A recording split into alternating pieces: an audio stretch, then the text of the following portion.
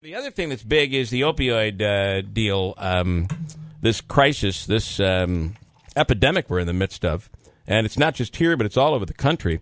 Dr. John Dyben is an expert, and we believe at this point that OxyContin, the maker of OxyContin, says it is no longer going to market opioids to doctors.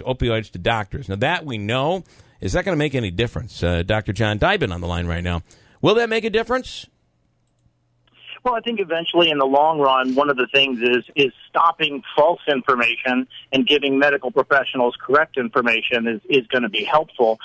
At the same time, at this point, well over 100 people are going to die today, tomorrow, the next day from opioid overdoses. It's the leading cause of accidental death in the United States today.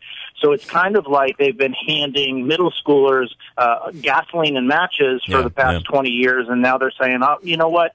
We're going to stop doing that. The reality is, yes, stopping doing that will help, but everything is already burning around us. So we need, it's only one very small part of what we need. Pharmacists, they're trained. They spend 5 or 6 years now. They have to become a pharmacist. It's not an easy profession. It's not an easy education. I've always believed that the pharmacist knows far more than your doctor about medicine. And doctors kind of know what the pharmacy reps are telling them, and oftentimes those reps are not pharmacists. Am I correct there?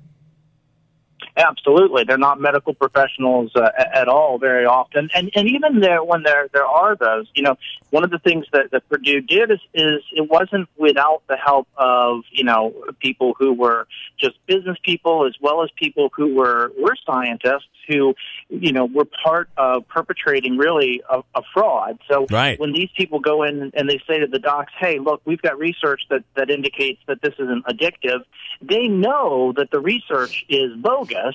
They absolutely knew it, but if you're a physician in a busy practice, and you're getting pressure from both your patients and from your accrediting bodies saying don't deal with pain, they're probably not going to be reading all the research. And you cannot blame the pharmacy reps. They're given the information, as you say, they're given the information, the studies, all of this stuff.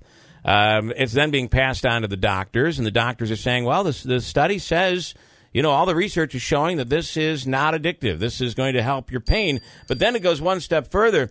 If you're someone who's suffering from back pain or neck pain or something that is just excruciating, you can't sleep, you're just looking for something to get you out of this pain.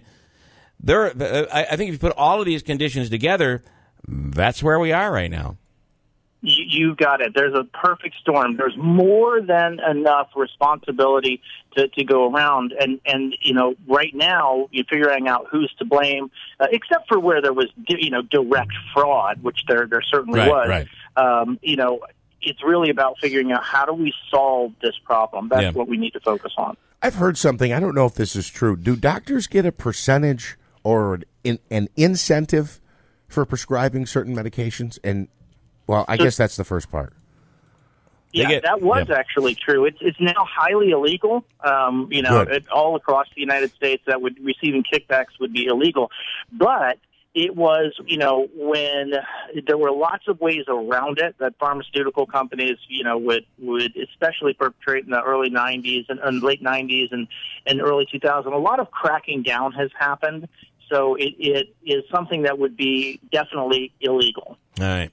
Okay. Well, at least there's a conversation right now, and I mean, at least you're hearing people say, and that I had the chance to be prescribed OxyContin or what have you, and I chose to just go with with more of a prescription strength Advil or something like that, just because I don't want to find myself in this position.